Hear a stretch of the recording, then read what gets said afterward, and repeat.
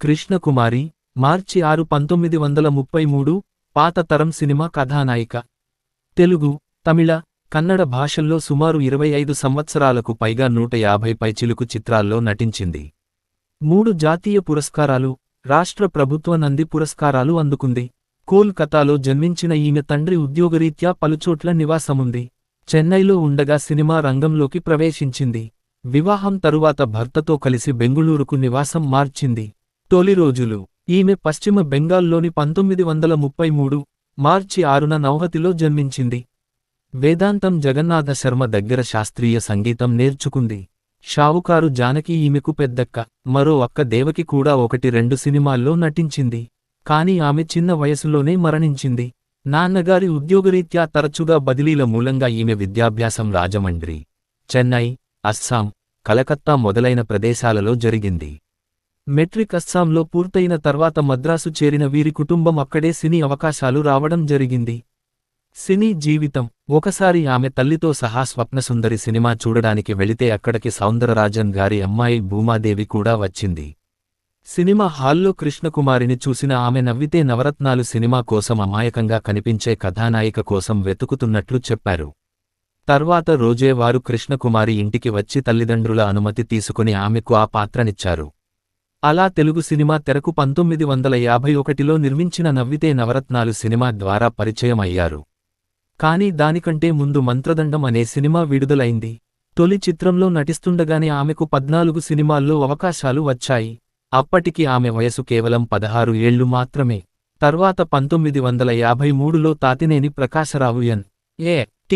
వారి పిచ్చి పుల్లయ్యలో కథానాయిక వేషం వేయించారు.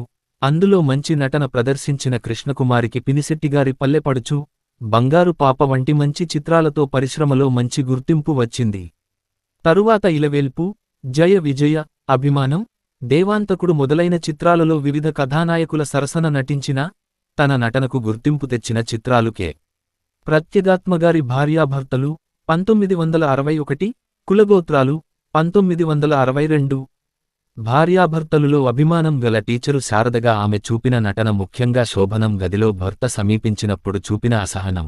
ఆ తరువాత వేడుకలో పాల్గొని ఏమని పాడిదనో ఈ వేళ అన్న వీణ పాట పాడినప్పుడు చూపిన భావాలు శ్రీశ్రీ పాట భావానికి చక్కని రూపాన్నిచ్చాయి. క్లిష్టమైన పాత్రకు న్యాయం చేసి పరిశ్రమ చేత ప్రేక్షకుల చేత శభాష్ అనిపించుకున్నారు. 1963లో లక్షాధికారి, బందిపోటు, ఎదురీత, కానిస్టేబుల్ కూతురు చిత్రాల్లో వైవిధ్యం ఉన్న పాత్రలు వేశారు. ప్రభుత్వ బహుమతి పొందిన జగపతి పిక్చర్స్ వారి అంతస్తులులో నాయికగా నటించారు. 1967 నుండి 68 మధ్యకాలంలో ఉమ్మడి కుటుంబం, భువనసుందరి కథ, రహస్యం, చిక్కడు దొరకడు, స్త్రీ జన్మ వంటి చిత్రాలలో వైవిధ్యమున్న పాత్రలు పోషించారు. వరకట్నంలో నాయికగా గ్లామరస్ పాత్ర తర్వాత చిత్రాలు తగ్గి 1970 దశాబ్దంలో కొన్ని చిత్రాలలో నటించగలిగారు. మొత్తంగా సుమారు 2 దశాబ్దాల నటజీవితంలో ఈమె సుమారు 150 సినిమాలలో నటించింది. వీనిలో ఎక్కువగా తెలుగు సినిమాలైతే 15 కన్నడ చిత్రాలు, కొన్ని తమిళ భాషా చిత్రాలు. 3 భాషల చిత్రాల్లోనూ ఆమె స్వయంగా డబ్బింగ్ చెప్పుకోవడం విశేషం. ఈమె ఆనాటి నందమూరి తారక రామారావు, అక్కినేని నాగేశ్వరరావు, కాంతారావు, కృష్ణంరాజు, జగ్గయ్య, హరనాథ్, అందరు మహానటులతోనూ నటించి మెప్పించింది.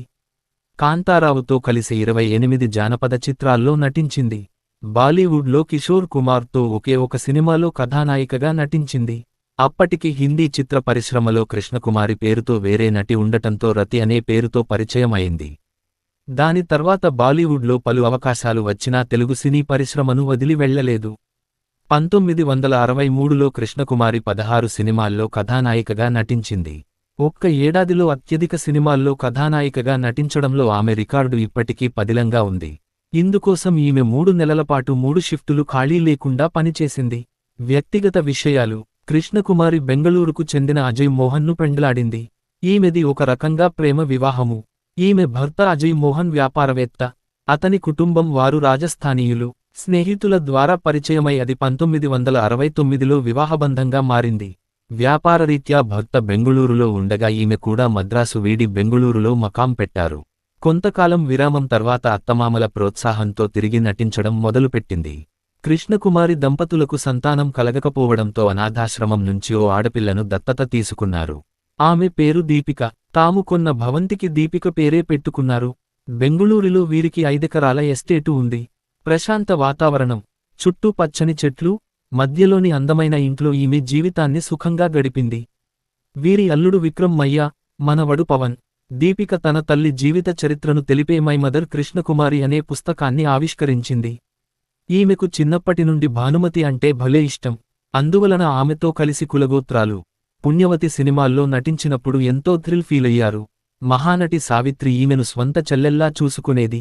నటించిన కొన్ని సినిమాలు: ఫూల్స్ 2003, అతిథి పాత్ర, బంగారు భూమి 1982, గుణవంతుడు 1975, జేబు దొంగ 1975, యశోదకృష్ణ 1975, దేవదాసు 1974, నేరము శిక్ష 1973, మానవుడు దానవుడు 1972, భార్యాబిడ్డలు 1971, తల్లా పెళ్ళామా 1970, వరకట్నం 1968, శ్రీకృష్ణావతారం లక్ష్మణ 1967, చిలక గోరింక 1966, అంతస్తులు 1965, చంద్రహాస 1965, గుడి గంటలు 1965, ఉయ్యాల జంపాల శశిరేఖ 1965, ఉమ్మడి కుటుంబం డాక్టర్ చక్రవర్తి, డాక్టర్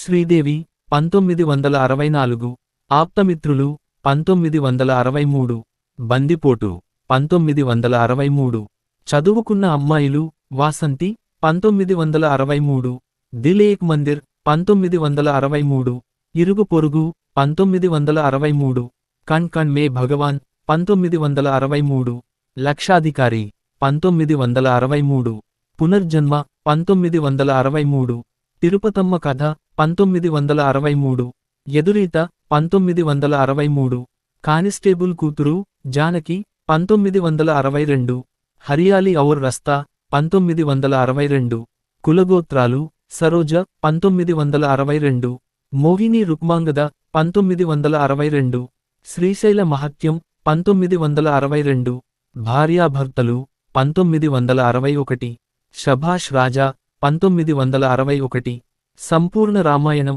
మండోదరి 1961, వాగ్దానం 1961, జబక్ 1961, బహానా 1960, దీపావళి 1960, మడ్ ముడ్ కేన దేక్ 1960, పెళ్లి కానుక 1960, అభిమానం 1960, శాంతి నివాసం 1960, కులదైవం శాంత 1960, పెళ్లి మీద పెళ్లి లక్ష్మి 1959, గూంజూటి షహనాయి 1959, సమ్రాట్ చంద్రగుప్త 1958, జింబో 1958, జనం జనం కే ఫేరే 1957, వినాయక చవితి 1957, యహూదీకి లడకి 1957, హీర్ 1956, భగవత్ మహిమ 1955, షహజాదా 1955,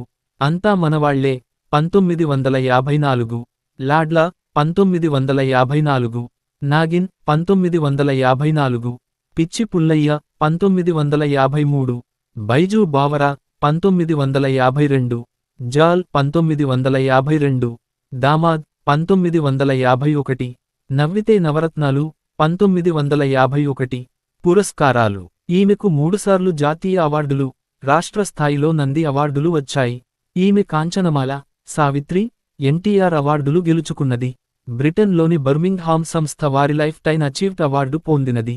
మరణం: అనారోగ్యంతో బాధపడుతున్న కృష్ణకుమారి 2018 జనవరి 24 ఉదయం బెంగుళూరులో మరణించారు.